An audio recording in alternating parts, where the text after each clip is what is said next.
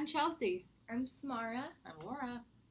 We're here. We're from Live4Lali, and we've got some interesting topics. And then what happens is we ended up talking about them together when we really need to be sharing them with you, because most of the stuff that we talk about is information that we always wish that the public would have, but then we don't get to videotape it ever and share it. So today we are talking about relapse. This interesting concept of relapse, which actually really isn't that interesting. It's a part of the disease process for any actual illness. But when we talk about addiction and drug use, for some reason, the concept of relapse is like really hard to wrap your head around. But in my counseling program that I've been in for 2 years, 3 years almost, all I keep hearing from my colleagues is expect relapse, which is interesting because then I go out into the field and I'm hearing this constant fear of relapse when it's a part of the process. It's almost to be expected. I think if we don't expect it, then we don't know how to prepare to prevent it. And that's just reality. Laura is our director of operations, and she runs all of our Smart Recovery meetings and facilitates for the whole Chicagoland area, and she has a great overview of what relapse, the actual relapse process is. So is there anything that you've learned in talking to your groups about relapse that just strikes you? That there's many different stages of relapse, and relapse actually starts. It could be months before the actual usage. And what I try to teach people and ask them to teach their family and loved ones is to recognize those signs before it ever gets to that point. Because if you can catch it in the emotional relapse stage before you get to actually using, it's much easier to back out of the spiral and get back into self-care. And a guest walked in. Her name's Lori, and Lori is one of our volunteers. She's also a Smart Recovery facilitator, and she's a mom of 2. And so a CADC. A CADC, oh my gosh, which for the people not in Illinois means Certified Alcohol and Drug Counselor. There you go. Certified Alcohol and Drug Counselor. So Laura was just talking about the stages of relapse, and she said if you can catch a person in the first stage of relapse, which is the emotional stage, so what are those signs? What do you do when you see someone in those first stages of relapse? okay, so Lori, that was a really great question. How do you recognize these signs? There's 3 stages of relapse: emotional, mental, and physical. And the emotional part of this can start 2 to 4 months before the person even realizes what's going on. So what I tell people they need to look for, and their families, is heightened anxiety, okay? Intolerance. And by intolerance, I mean suddenly this person is road raging every time they drive. They're getting mad at the dog. They're just having explosive anger, very defensive, instead of like, if you say to your loved one, wow, I thought you were going to be home 2 hours ago. A person in this mode would be like, oh, what do you think I'm doing? Very defensive. Instead of a few months earlier or earlier in recovery, they would be like, yeah, I know, I should have called. Okay, so they're defensive. Mood swings, big highs, big lows, changes in eating and sleeping patterns. Because that's all a part of it. Suddenly someone is going through the drive-thrus all the time when that hadn't been their pattern before. Or sleeping a lot, or sleeping all day and being up all night. Those are all stages of emotional relapse. And then we move into the mental relapse, where now you're starting to think about, I wonder how so-and-so is doing. I haven't seen them since using days. Or you start thinking of places that you used to go to, places that you used to drink at, bars, clubs, all people and places that you would use at. And then you start glamorizing your use. Oh, it wasn't that bad. I only drank on Friday and Saturdays. I only snorted, I didn't shoot. It wasn't that bad. I can just go and have one more. It's been 6 months. I'm good. And then you start hanging out with your old using friends.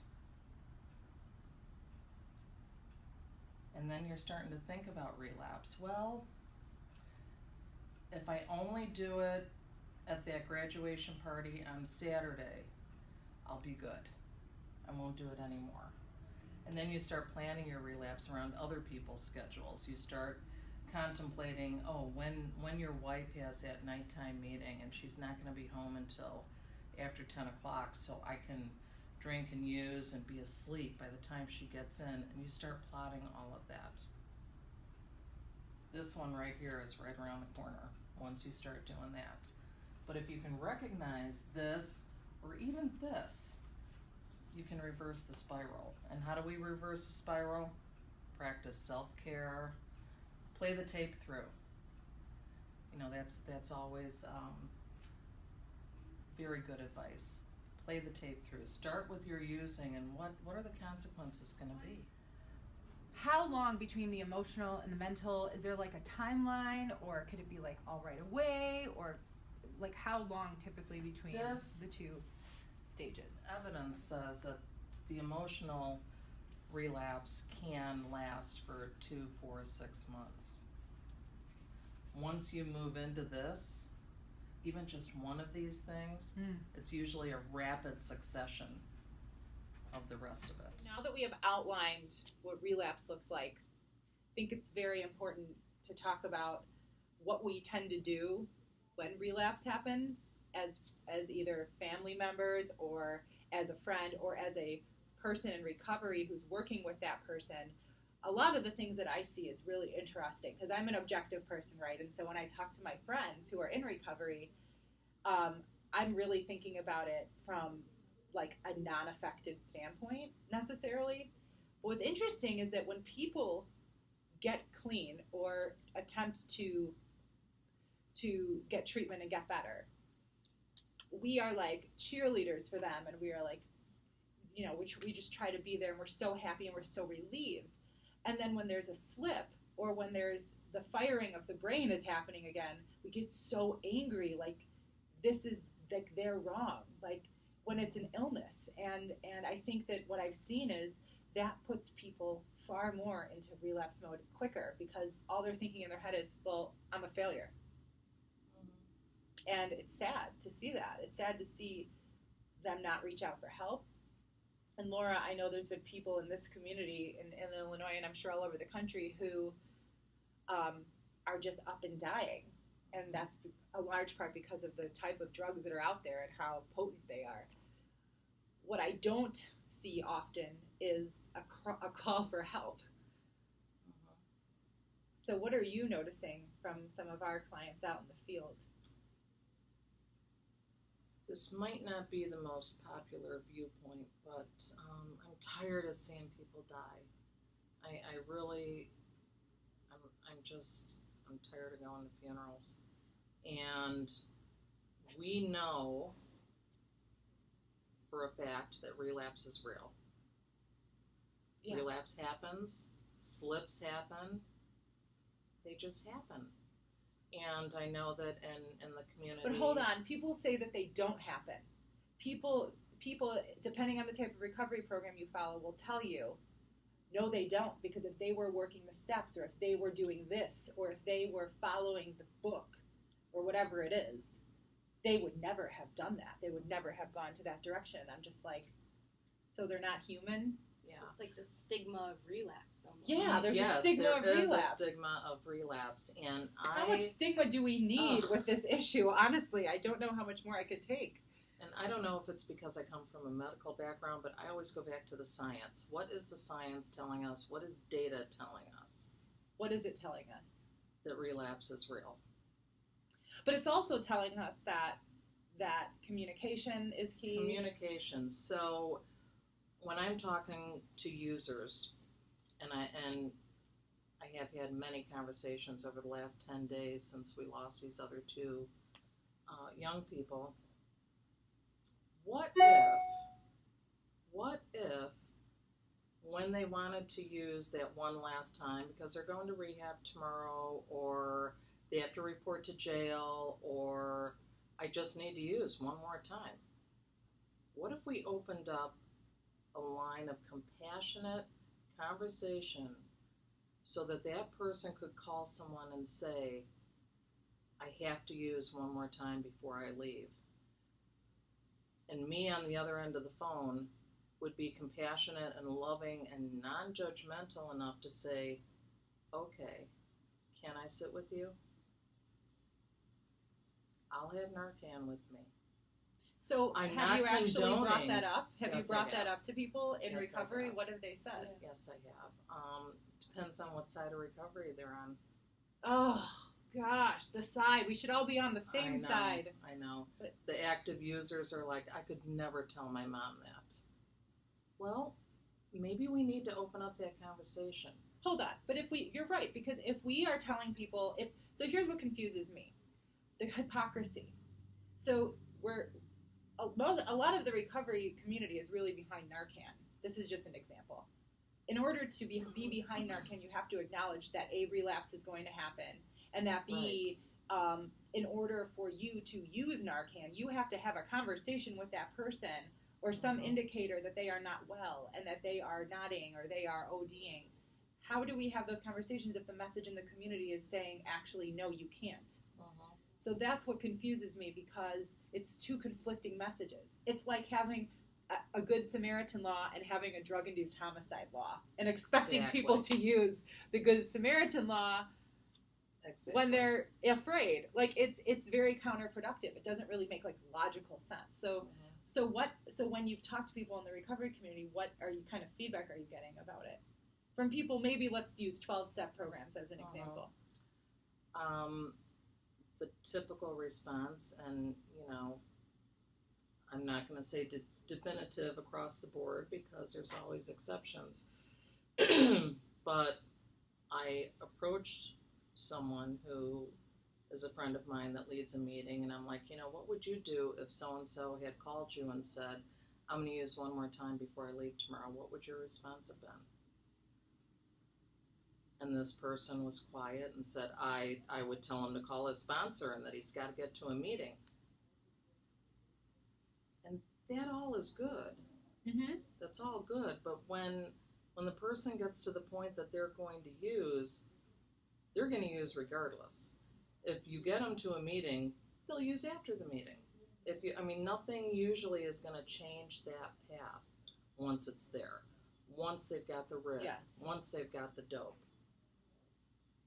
So is it more important to be punitive because telling them you have to call your sponsor, you have to get to a meeting, you need to go to the police, you need to, you should.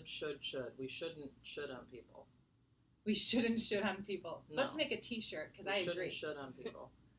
So I'm kind of challenging myself because my son could relapse tomorrow. Right. And how would I feel if he came to me and said, Mom, I just need to feel that again? Well, you practice harm reduction in your job, in your life. Yeah. And so maybe the answer needs to come from you guys who are out there listening to this. How do we send a message that we're concerned, but that we want them to talk to us, and then deliver a non-judgmental message back? Help us, because we've been hearing for so long now and experiencing so many deaths in our community, in other areas and other recovery groups around us, and it breaks our hearts to hear about these deaths, and then we actually look at our own program, and it makes us evaluate how we are operating and what the message that we send out to the community, and we don't really see that much deaths, and I wonder if that's because there's a different message going on. And I'm not saying our method is better than your method, but from a mortality perspective and like a death perspective, it's really scary to know that, like, if somebody was going to use again, or even if whether or not they're planning to go back to treatment or whatever their plan of attack is, a lot of times they use before they go, and I've seen that, and then I'll see people from the recovery community like encouraging them to use before they get on an airplane so that they're not withdrawing in the air. And they're not going through detox in the air, but at the same time, they're like, but don't use.